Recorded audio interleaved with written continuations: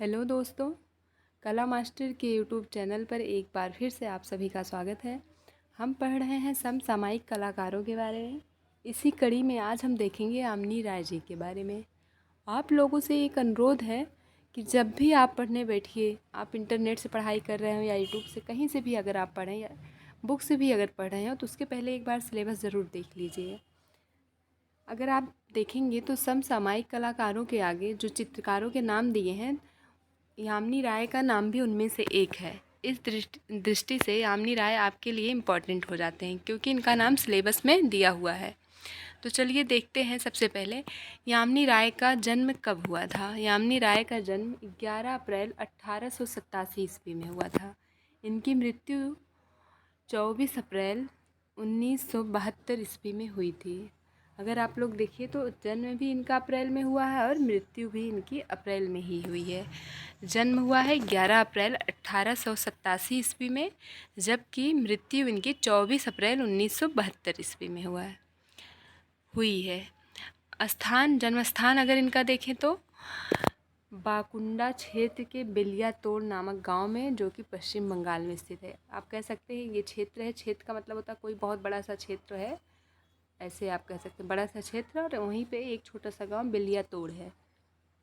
तो यामिनी राय का जन्म कहाँ हुआ? इसी गांव में, बेलियातोड़ नामक गांव में हुआ है, और जो कि कहाँ स्थित है? पश्चिम बंगाल में। हो सकता है आपके एग्जाम में बेलियातोड़ बहुत छोटी जगह है, इसका नाम ना देकर बाकुंडा क्षेत्र दे दिया, पूछ लिया है कि बाकुंडा क्षेत्र में किस चित्रकार का जन्म हुआ है, तो आप क्या बताएंगे? यामिनी राय का जन्म बाकुंडा क्षेत्र के बेलियातोड़ गाँव में हुआ है, जो कि पश्चिम बंगाल में स्थित है। अब अगला पॉइंट देखते हैं। अगला पॉइंट है, इन्होंने कला की शुरुआत पोर्ट्रेट पेंटिंग से प्रारंभ की। कल ही मैंने आपको दिखाया पोर्ट्रेट पेंटिंग किसे कहते हैं।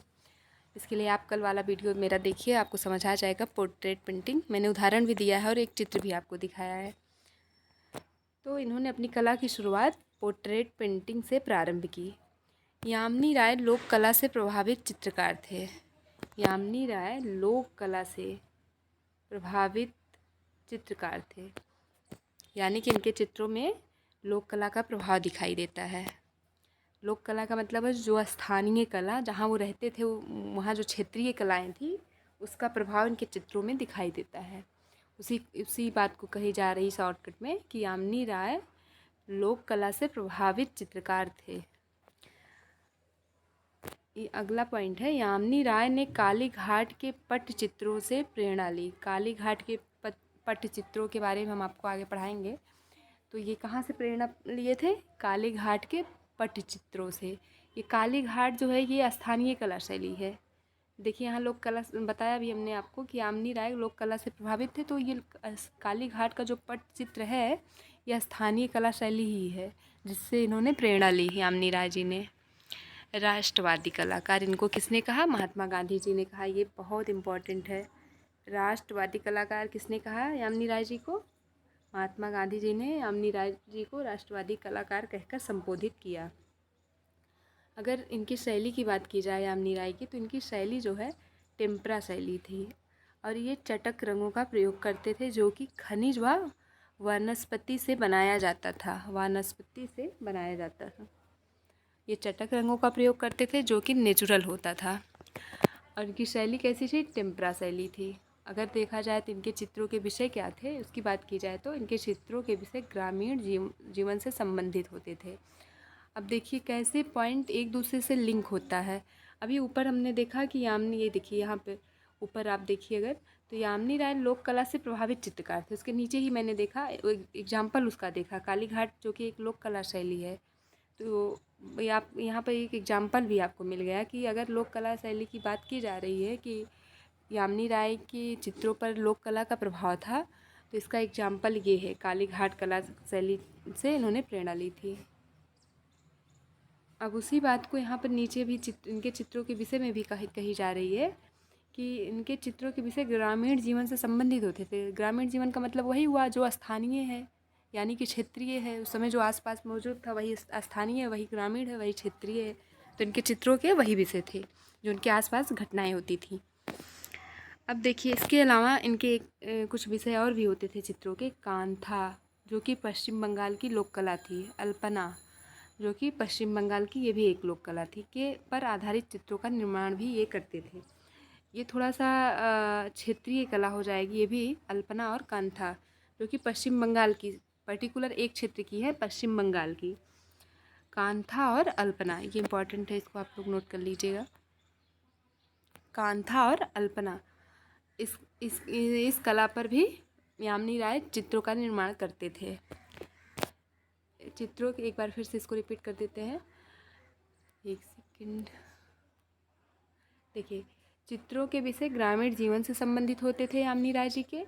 इसके अलावा कांथा, जो कि पश्चिम बंगाल की लोक कला थी, अल्पना ये भी पश्चिम बंगाल की लोक कला थी, ये देखिए लिखा बंगाली लोक कला पर आधारित चित्रों का भी ये निर्माण करते थे। यहाँ पर भी देखिए लोक ही कला है, कांथा भी लोक कला है, अल्पना भी लोक कला है। तो कुल मिला के इनके चित्रों के विषय वही बात हुई कि लोक कह सकते हैं या क्षेत्रीय कह सकते हैं, क्षेत्रीय से संबंधित होती थी।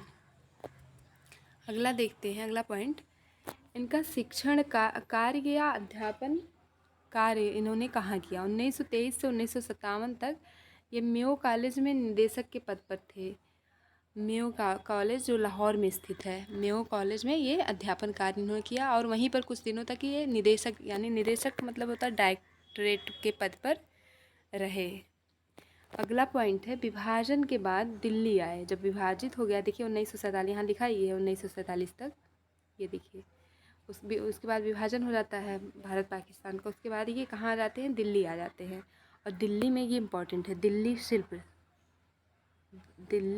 शिल्पी चक्र की स्थापना करते हैं। जब ये विभाजन के बाद दिल्ली आ जाते हैं तो दिल्ली में ही दिल्ली शिल्प चक्र की स्थापना करते हैं। आपको जगह का नाम तो वैसे याद ही हो जाएगा क्योंकि इसमें दिल्ली लिखा ही है, दिल्ली शिल्पी चक्र।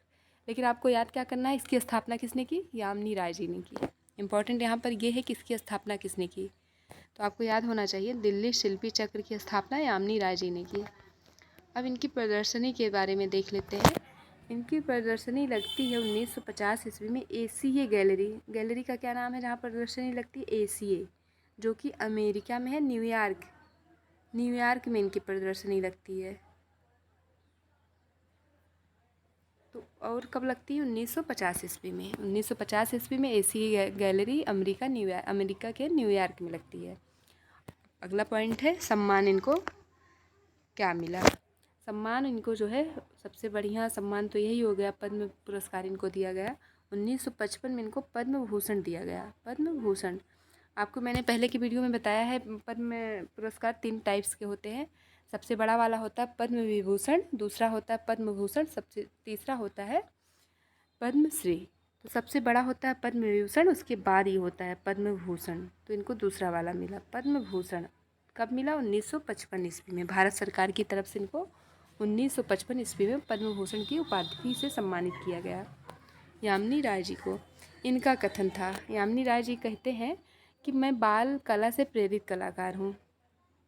यामिनी राय जी खुद के बारे में कहते हैं कि मैं बाल कला से प्रेरित कलाकार हूँ। मैं बाल कला से, बाल का मतलब होता है बालक या बच्चा, मैं बाल कला से प्रेरित कलाकार हूँ।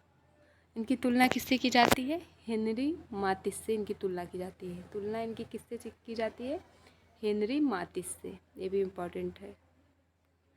जो भी आपको पढ़ाया जा रहा है इम्पॉर्टेंट सब है, लेकिन अगर उसमें भी इम्पॉर्टेंट देखा जाए तो जहाँ पर स्टार बना दिया जा रहा है या फिर पहले से स्टार बना हुआ है, वो या तो एग्ज़ाम में पूछा गया है या तो एग्ज़ाम में आने की उसकी संभावना है। इसको आगे से आप लोग ध्यान रखिएगा।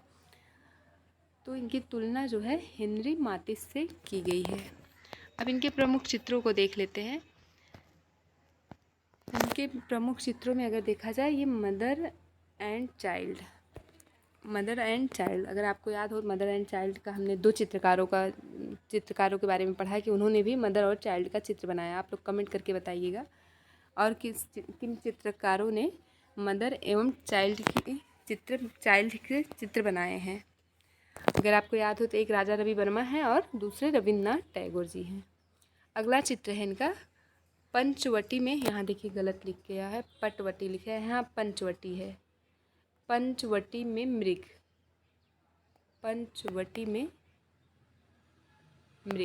ये पंचवटी में मृग है। तीसरा है तीन पुजारिन, देखिए यहाँ ऐसे मतलब सेम थे, इसीलिए मैंने एक जगह लिख दिया जिससे आपको याद करने में आसानी हो जाए।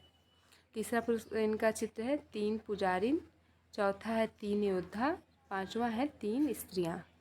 3 पुजारिन, 3 योद्धा, 3 स्त्रियां। जहाँ जहाँ कहीं भी अगर 3-3 आ जाए तो आप लोग जान जाइएगा ये किसका चित्र है। आप लोग तुरंत समझ जाइएगा ये यामिनी राय जी का चित्र है। अगला चित्र है जो कि बहुत इम्पॉर्टेंट है, मुंह में केकड़ा दबाए बिल्ली। थोड़ा सा यूनिक है ये, तो आपको तुरंत ऐसी चीज़ें याद हो जाती, तो थोड़ा यूनिक रहती हैं वो याद हो जाती हैं। अब जैसे इसके पहले जो हम पढ़े हैं यहाँ पर मदर और चाइल्ड, अगर इसको हिंदी में देखा जाए माता और बच्चा, तो ये इतना यूनिक नेम नहीं है, तभी इसमें कन्फ्यूज़न हो जाएगी। लेकिन जो थोड़ा सा अलग, थोड़ा डिफरेंट चित्रों के नाम रहते हैं वो तुरंत याद हो जाते हैं कि ये किसके चित्र हैं। तो यहाँ पर सबसे यूनिक नाम यही है, मुंह में केकड़ा दबाए बिल्ली। तो ये किसका चित्र है? यामिनी राय जी का। अगला चित्र है ढोलक वादक, ढोल वादक, ढोल वादक। अगला है द वैष्णो, तुलसी पूजन, घोड़ा गाड़ी, रथ यात्रा। देखिए, हो सकता है आपके एग्जाम में घोड़ा गाड़ी आ जाए या फिर रथ यात्रा आ जाए, इसीलिए मैंने दोनों लिख दिया है, तो आप लोग ध्यान रखिएगा इसका। अगला चित्र है मछली, लोमड़ी, केकड़ा। ये जंतुओं से संबंधित था, इसीलिए मैंने एक ही लाइन में लिख दिया इसको, मछली, लोमड़ी और केकड़ा। ये देखिए, ये बहुत इम्पोर्टेंट चित्र है यामिनी राय का, मदर इंडिया, भारत माता का चित्र भी इन्होंने बनाया। अगला चित्र है टैगोर व बापू। इसके बाद है संत जोसेफ और ईसा की सूली। एक बार इनके चित्रों को रिपीट कर लेते हैं फिर से। देखिए, इनका एक चित्र है मदर एवं and child, mother and child, Panchavati में मृग, 3 पुजारिन, 3 योद्धा, 3 स्त्रियां, मुंह में केकड़ा दबाए बिल्ली, ढोल वादक, द वैष्णो, तुलसी पूजन, घोड़ा गाड़ी या फिर रथ यात्रा, मछली, लोमड़ी, केकड़ा, मदर इंडिया, टैगोर व बापू,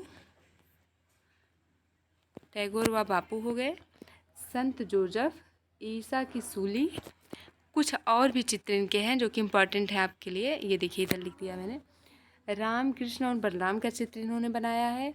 गणेश और पार्वती का चित्र भी इन्होंने बनाया है। सीता की अग्नि परीक्षा, ये तो बहुत अच्छा चित्र होगा इनका, सीता की अग्नि परीक्षा। इसको आप लोग ध्यान रखिएगा, सीता की अग्नि परीक्षा का भी चित्र इन्होंने बनाया। और संथाल स्त्री भी बनाया है और संथाल पुरुष भी बनाया है, स्त्री भी और पुरुष भी बनाया है, ये भी इम्पॉर्टेंट है।